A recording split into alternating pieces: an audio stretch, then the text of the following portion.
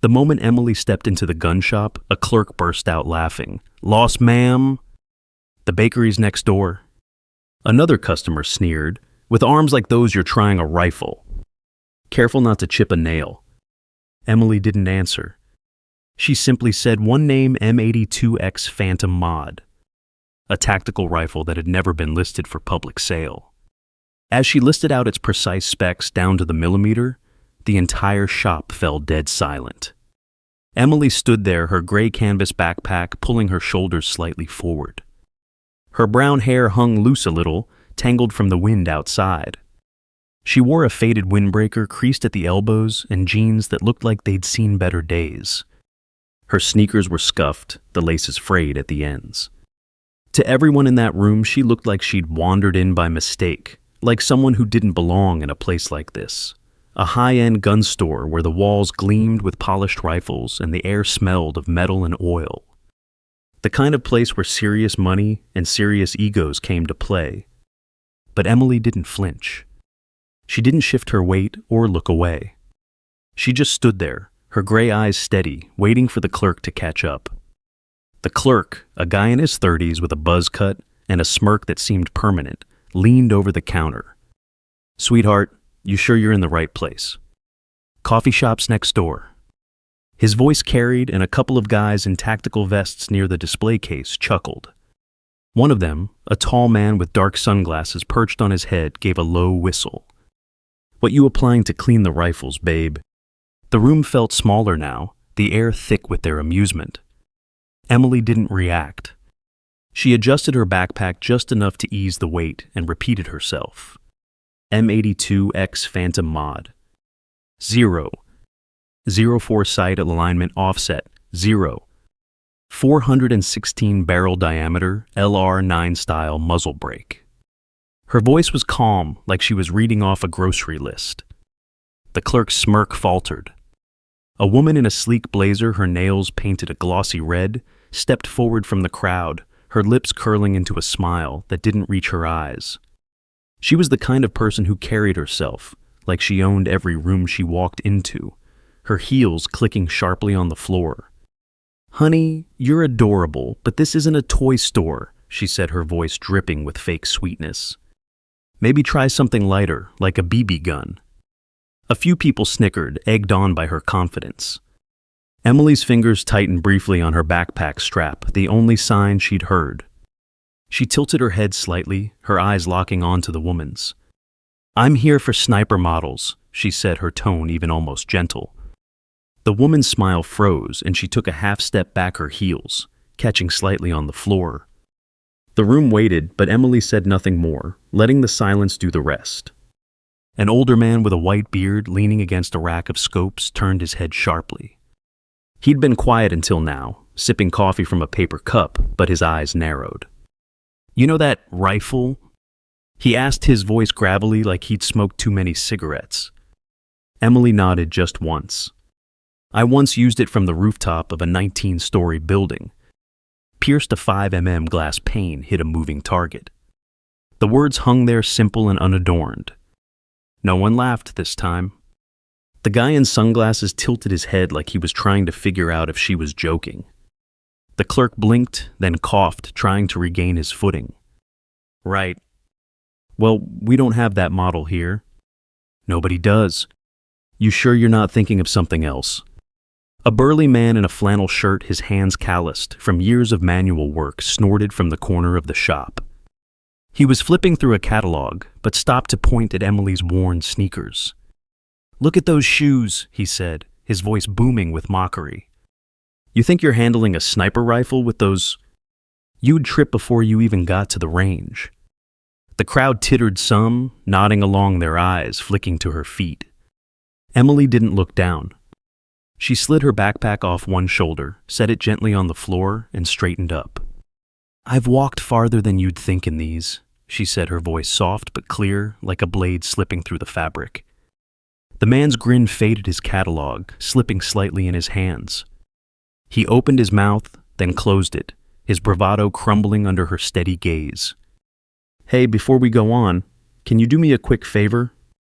Grab your phone, hit that like button, drop a comment below, and subscribe to the channel. It means a lot to keep sharing stories like this. Stories about people who get knocked down but keep standing. All right, let's get back to Emily. The clerk came back with a beast of a rifle, a Barrett M107, and slammed it on the counter like he was trying to make a point. Here, try holding it. Just don't drop it. The thing weighed close to 30 pounds, and everyone in the room knew it. The guy in sunglasses crossed his arms, leaning back like he was waiting for a show. You sure you can even hold that, princess? It weighs more than your purse. A few others snickered, their voices sharp and mean. Emily didn't look at them. She stepped forward of her sneakers scuffing softly on the polished floor and picked up the rifle with one hand. No shake, no strain. She rotated the barrel, her fingers moving over it like she'd done it 1,000 times. The room went still again. A younger guy, maybe mid-20s with a flashy watch and a loud laugh, leaned over to his friend, not bothering to lower his voice. Bet she learned that from YouTube tutorials, he said, his grin wide and mocking. What's next? She's gonna tell us she's a Navy SEAL. His friend laughed, and the sound echoed off the walls. Emily set the rifle down, her movements slow, deliberate. She glanced at the guy just for a second and asked, "You ever fire one of these under wind shear?" The question was soft, but it hit like a dart. The guy's laugh caught in his throat, and he shifted suddenly, unsure. His friend nudged him, but he didn't answer. Emily turned back to the rifle, her hand steady like she hadn't just silenced him without trying. The clerk's face tightened. He snatched the rifle back, his voice clipped. Impressive. Now take it apart. Or put it down. It was a challenge, and everyone knew it. A couple of guys near the door shifted closer, watching. Emily didn't hesitate. She set the rifle back on the counter, her movements smooth and deliberate. In 7 seconds, someone was counting. She had it in 8 pieces laid out like a puzzle she'd solved in her sleep. She didn't look up, didn't check for reactions. She just started putting it back together, her hands moving with a quiet rhythm. Click. Snap. Slide. Done. The clerk's jaw twitched. He didn't say anything. Then she reached into her backpack, pulling out a tiny screwdriver, the kind you'd use to fix glasses. She leaned over the reassembled rifle, found a narrow crevice near the trigger guard, and made a small adjustment. This catches off by 0. 3 millimeters, she said, her voice still even. At long range, that throws shots off by 6 centimeters. The older man with the beard stepped closer, his coffee forgotten. He took the rifle, checked the catch himself, and froze. She's right, he said almost to himself. I've used this thing for 2 years and never noticed. A younger guy, a hunter in a camo cap, whispered to the person next to him. What unit did she serve in?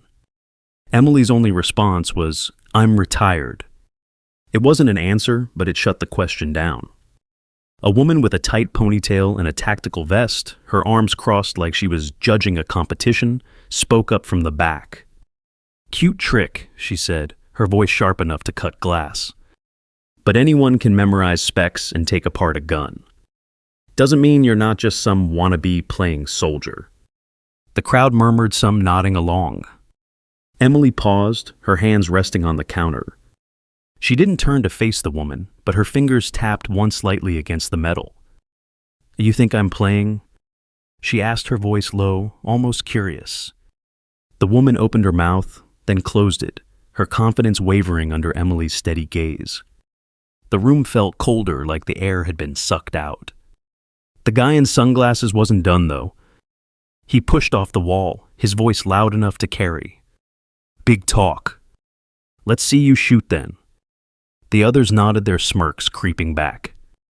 The clerk gestured toward a door at the back of the shop. Range is out there. Let's see what you've got. They led her outside to a dusty range with targets set up at varying distances.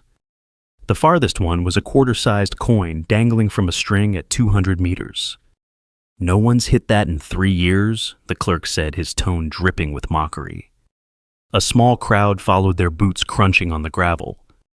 They were waiting for her to fail.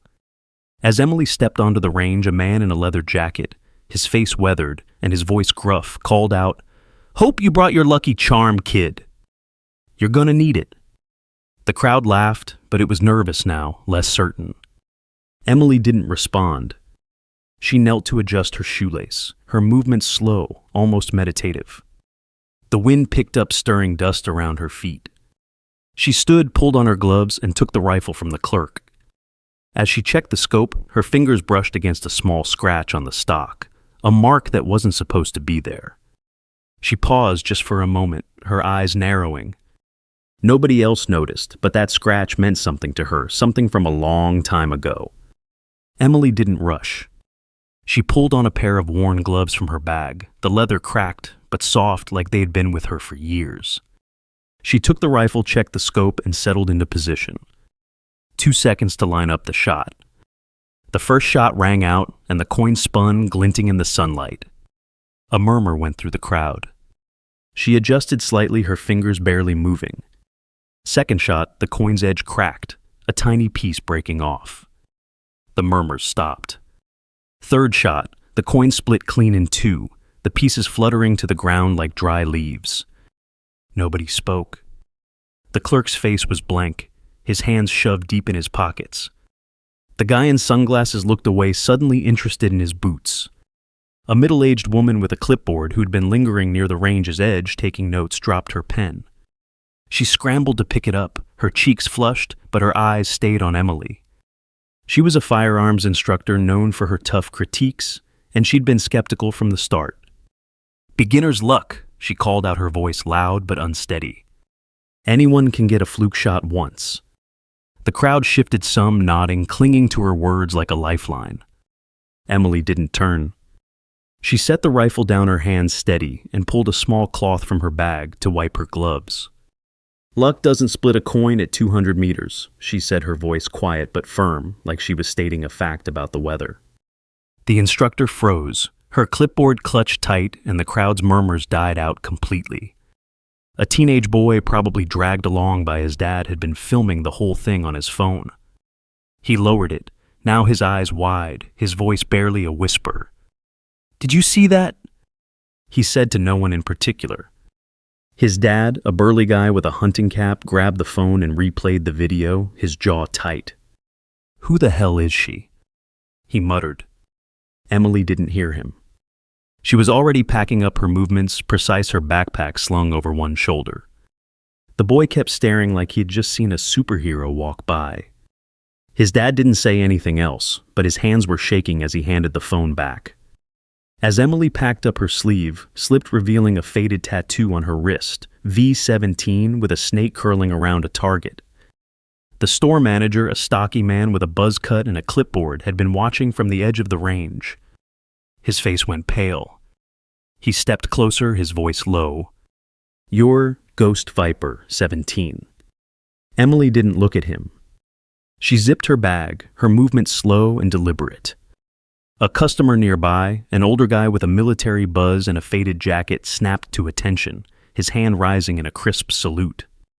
Another man, thin and nervous, stepped forward, his voice shaking. "You protected me during Operation Moray." Emily paused just for a second, then said, "I didn't protect anyone. I just aimed and shot." Her voice was quiet, but it carried a weight that made the air feel heavier. An older woman in a quilted jacket, standing at the back of the crowd, clutched her purse tightly. She'd been silent the whole time, her eyes darting between Emily and the others. Now she stepped forward, her voice sharp with disbelief. "You're telling me you're some kind of war hero? With that outfit?" Her words were meant to sting, to rally the crowd back to their earlier mockery. A few people nodded, their smirks returning. Emily didn't flinch. She slung her backpack over her shoulder and turned slightly, her eyes meeting the woman's. "Heroes don't need costumes," she said, her voice so soft it was almost a whisper. The woman's purse slipped from her grip, hitting the ground with a dull thud. Nobody laughed. The crowd's energy shifted like a tide pulling back. The clerk who'd mocked her earlier wasn't done. He stepped up, his arms crossed, his voice sharp. "Nice show, ma'am, but no CL permit, no range use. Rules are rules." Emily didn't argue. She reached into her wallet and pulled out a worn ID. No barcode, no serial, just a plain card with her name and a faded emblem. The clerk took one look and laughed loud and mean. "What is this, a parking pass?" The guy in sunglasses joined in, his voice cutting. "You're still just a civilian wannabe sweetheart." The manager glanced at the ID, then shook his head. "Not valid. Please leave the range area." Emily nodded, slung her backpack over her shoulder, and walked out. No protest, no glance back. As she stepped into the parking lot, a woman in a designer coat, her phone pressed to her ear, blocked Emily's path. "Excuse me, this isn't a homeless shelter," she said, her voice loud enough for everyone nearby to hear. "You're making the place look bad." The crowd shifted some, looking away, others smirking. Emily stopped, her bag still on her shoulder. She looked at the woman, her gray eyes unblinking. "I'm leaving," she said, her voice soft but firm. The woman scoffed, but her hand tightened on her phone, and she stepped aside, her confidence cracking. Emily walked past her sneakers, quiet on the pavement, leaving the woman standing there, her call forgotten.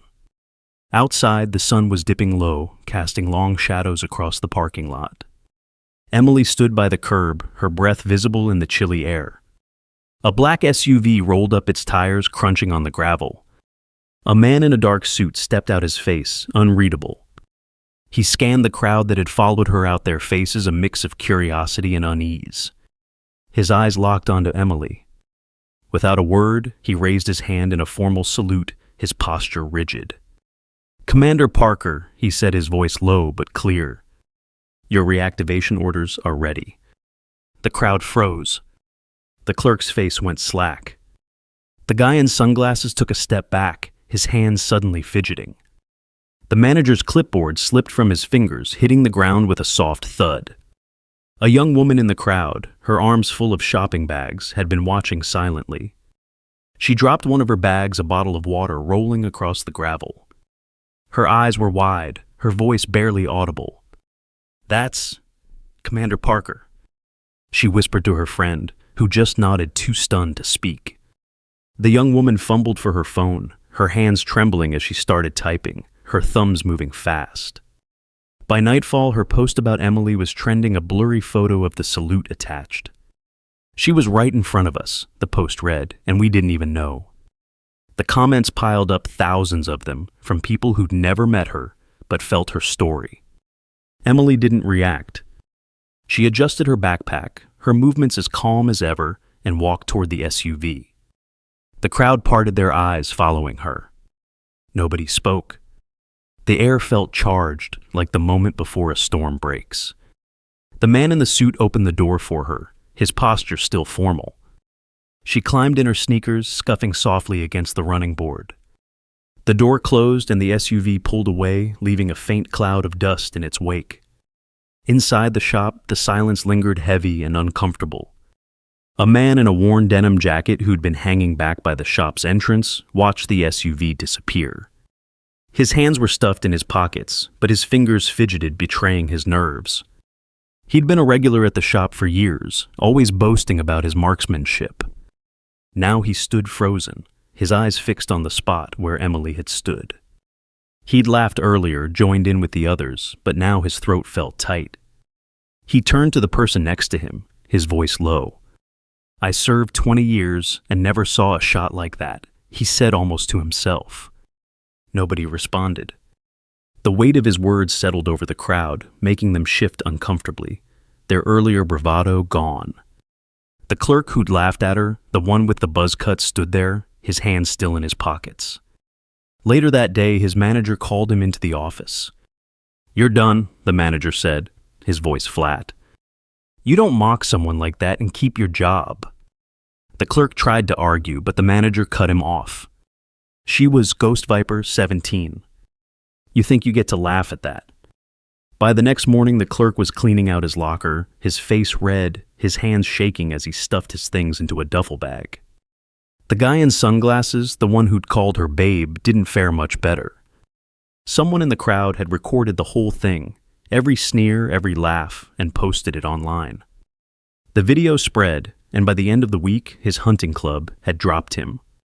"We don't need that kind of attitude," the club president said in an email that went out to all members.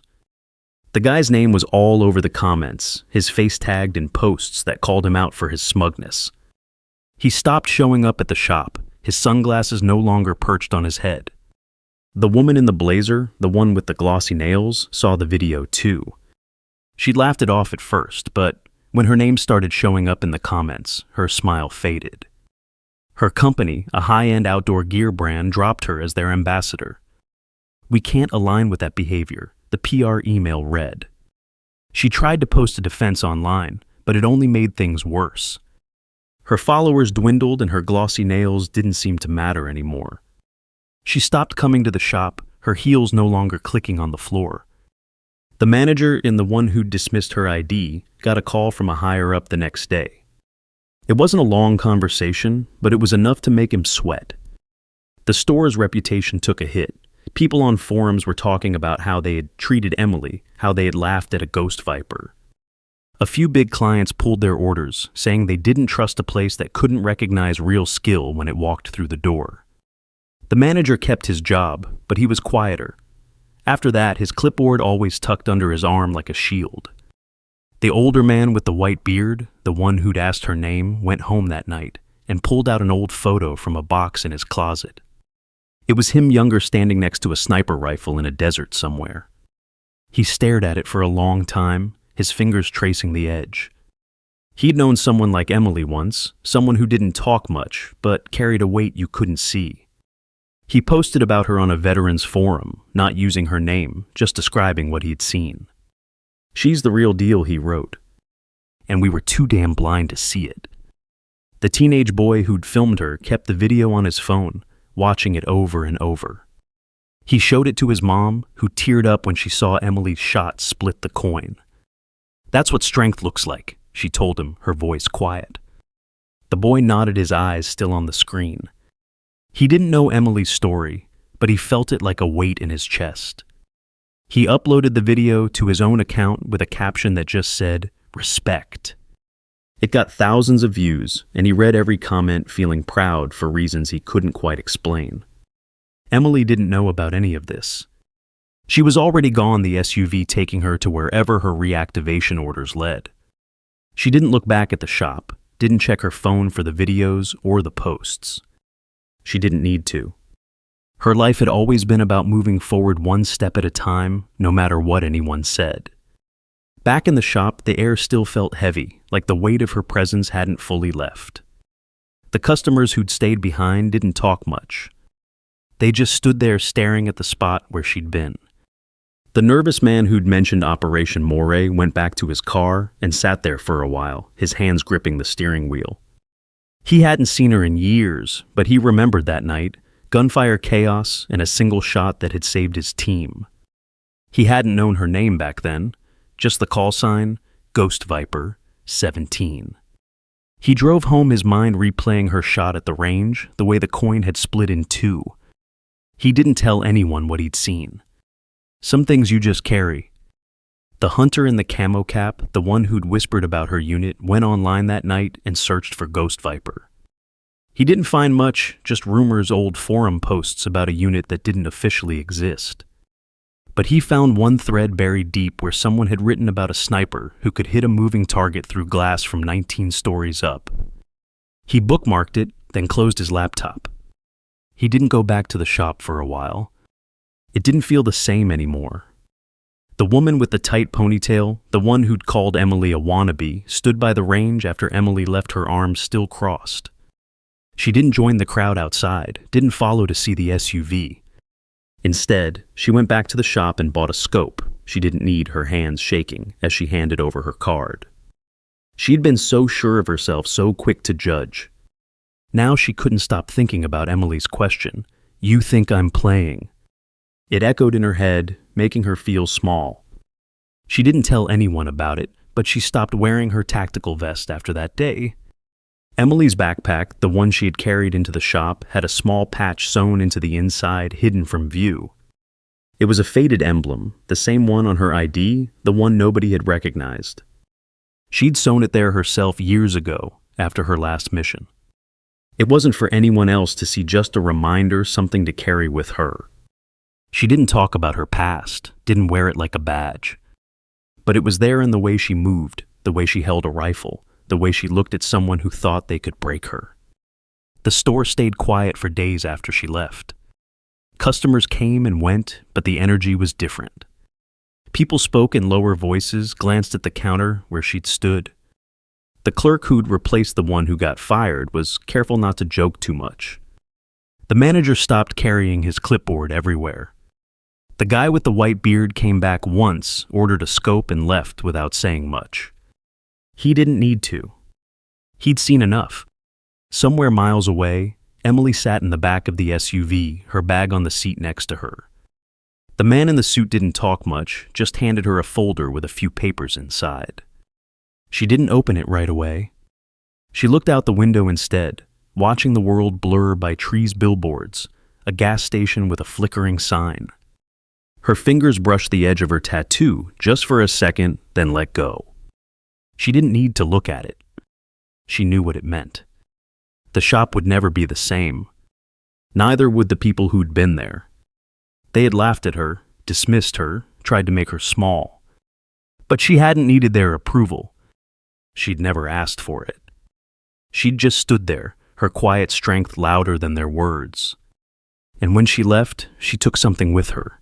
Not their respect, not their apologies, but the truth. It hung in the air, heavy and undeniable. They'd seen her, and they'd never forget. You know what it's like to be judged, don't you? To walk into a room and feel the eyes, the whispers, the assumptions. Emily carried that weight, but she never let it stop her. She kept going one step at a time until the world had to catch up. You're not alone in that. You never were. Where are you watching from? Leave a comment below and hit follow to walk with me through heartbreak, betrayal, and finally healing.